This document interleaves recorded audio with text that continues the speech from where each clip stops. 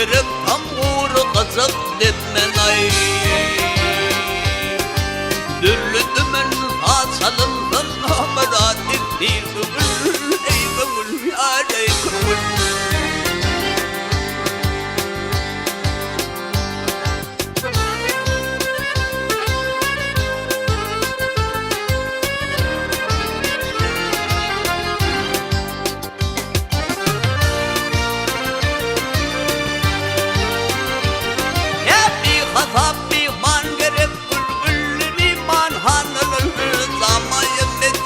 Gerek çağıdır meyhaneleri.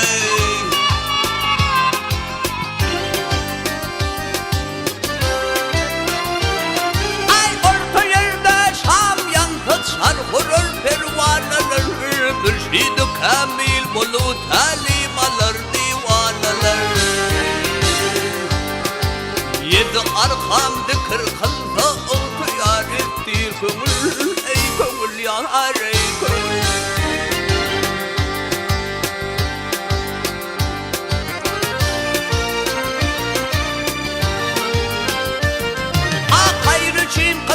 Merahat yedi tayhan yer gerek.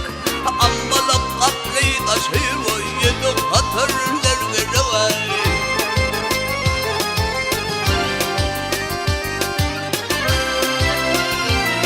Anner başının kubbası talla kümüş olar gerek.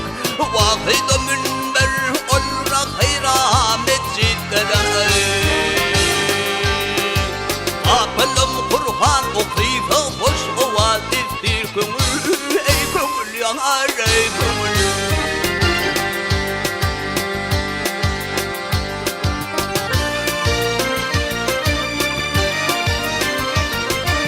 Ey Allah can, ey Uday can, gaybinin önüm açıl baktını. Dostlarım kendiyle fihim nefi koymak dağıtını.